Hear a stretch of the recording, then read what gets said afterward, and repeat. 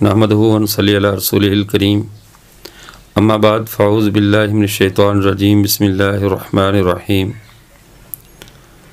मुअज़्ज़ज़ सामीन, आज 5 रमज़ान मुबारक है और इस हवाले से आज जो हम जिस अक़ीदे पर हम गुफ्तगू करते हैं वो फ़रिश्तों पर ईमान लाने के हवाले से है।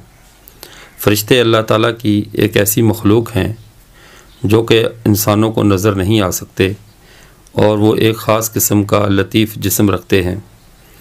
इन पर ईमान लाना ऐसे ही ज़रूरी है जैसा कि आसमानी किताबों पर ईमान लाना ज़रूरी है।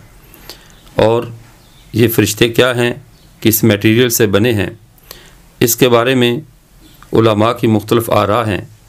जमहूर उलमा के नज़दीक ये एक नूरानी वजूद रखने वाली मखलूक है जो अल्लाह के हुक्म की इताअत करती है।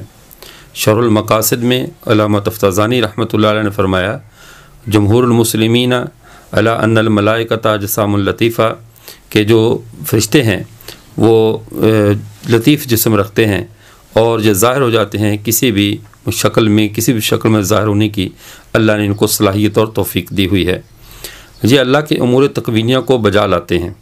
इन फ़रिश्तों की ड्यूटियों में किसी का काम बारिश का बरसाना, किसी के ज़िम्मे ज़मीन से गल्ला उगाना, किसी का काम किसी कौम पर अज़ाब लाना, और कुछ फ़रिश्ते कब्र में सवाल जवाब पे, कुछ इंसानों के दिफा पे जो है वो मामूर हैं।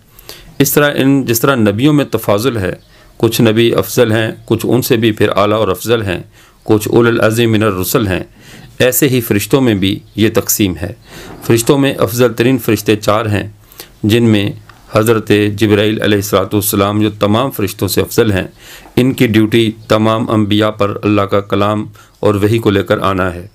हज़रत अज़ाज़ील अलैहिस्सलाम, हज़रत इज़राईल अलैहिस्सलाम, इनकी ड्यूटी इन तमाम बनी नौ इंसान और तमाम हैवानात की रूह को उनके मुकर्रर वक़्त पर अल्लाह के हुक्म से कब्ज़ करना है।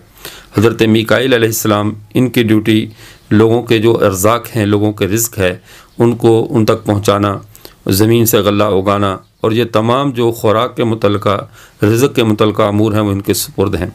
और चौथे फ़रिश्ते हज़रत इसराफ़ील अलैहिस्सलाम हैं, जिनकी ज़िम्मेदारी कुर्ब क़यामत सूर इसराफ़ील फूंक सूर फूंक कर उसको इस निज़ाम कायनात की सफ़ें लपेटना है, और उनके पहले नफ़ख़ा उला पे इस कायनात जो है वो बिल्कुल ख़त्म हो जाएगी, और फिर दूसरे नफ़ख़ा पे दूसरी दफ़ा फूंक मारने पे दोबारा कायनात के तमाम मखलूक़ात, इंसान ज़िंदा होकर अपने अल्लाह के दरबार में हाज़िर हो जाएंगे। तो ये फ़रिश्तों का वजूद बिल्कुल बरहक है, और फ़रिश्ते ही अल्लाह के अहकामात तकवीनिया को बजा लाते हैं। इनमें नर और मादा नहीं होते, ना इनमें तवालद व तनासुल का सिलसिला होता है कि इनके आगे नस्ल चलती हो या इनकी औलाद होती हो। और फिर दूसरी बात, फ़रिश्तों में मासियत का मादा नहीं होता, ये अल्लाह की नाफरमानी नहीं कर सकते। इनमें अल्लाह ने नाफरमानी की कोई यानी तौफ़ीक ही नहीं रखी। ये सिर्फ़ अल्लाह की इताअत और अहकामात को बजा लाने के लिए पैदा हुए हैं, और ये अल्लाह के हुक्मों को बजा लाते हैं। फ़रिश्तों की कुल तादाद कितनी है, हतमी तादाद सिर्फ़ अल्लाह ही के इल्म में है। कुछ जो सजदे में हैं वो हर वक्त हालत सजदा में रहते हैं, जो क़याम में हैं वो क़याम में रहते हैं। जिसके ज़िम्मा जो भी इबादत है वो उसी को बजा लाता है। ये अल्लाह की तरतीब हमेशा से जारी है, कब तक रहेगी अल्लाह बेहतर जानते हैं। अब्दुल आबाद तक ये मखलूक साथ साथ अल्लाह ताला इसे रखेंगे, और इसकी अब्दुल आबाद की मुद्दत क्या है ये अल्लाह बेहतर जानते हैं। अब दूसरी चीज़ ये भी जहन में रखिए कि इन फ़रिश्तों के मामले में उम्मत मुसलमा का तमाम लोगों का अक़ीदा है कि फ़रिश्ते हमेशा सच बोलते हैं। जब इनमें झूठ का मादा नहीं है तो झूठ, गुनाह का मादा नहीं है तो ये झूठ कैसे बोल सकते हैं। सिर्फ़ एक हिंदुस्तान में एक शख्स गुज़रा है जो कि अहले अकल के यहाँ तो एक सिर्फ मस्खरा की हैसियत रखता था, एक नजूमी टाइप आदमी था जिसे लोग मिर्ज़ा ग़ुलाम अहमद कादियानी कहते हैं।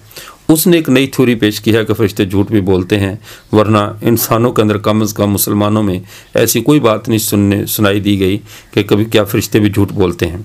फ़रिश्तों का वजूद, उन पर ईमान लाना ज़रूरियात दीन में से है, इनका मुनकर काफिर होता है।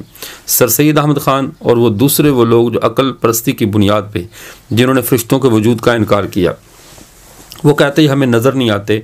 तो नज़र ना आने की वजह से उन्होंने कहा कि ये फ़रिश्तों का वजूद नहीं है। कहा यह महज़ एक तख़य्युल है, इंसान की क़ुव्वत वहमिया का कमाल होता है, इस तरह फ़रिश्तों का कोई वजूद नहीं है। हालांकि ये बात इंतहाई बेबुनियाद और बोगस बात है। जो चीज़ नज़र ना आए कि इंसान उसका इनकार कर दे। क्या इंसान को इल्म अपनी अक्ल कभी नज़र आती है? ईमान नज़र आता है?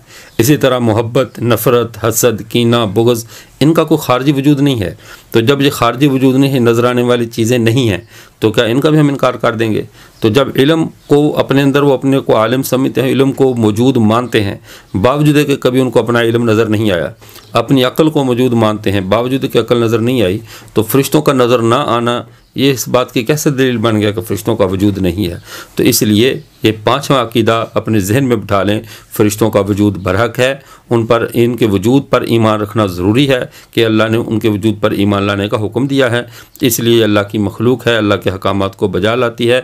और नबियों पर वहियों का लाना, ज़मीन के अंदर जो भी तकवीनी मामलात हैं, हवादिस, बलाएँ, आफ़ात, या वो खुशहाली, बहार, ख़ज़ां, ये सारे के सारे अमूर जो हैं वो फ़रिश्ते ही सर अंजाम देते हैं अल्लाह के हुक्म से। अल्लाह के फरमाबरदार हैं, इनमें नरमादा नहीं होते। और ये अल्लाह की एक इंतहाई फरमाबरदार मखलूक है जिस पर ईमान लाने का हमें हुक्म दिया गया है।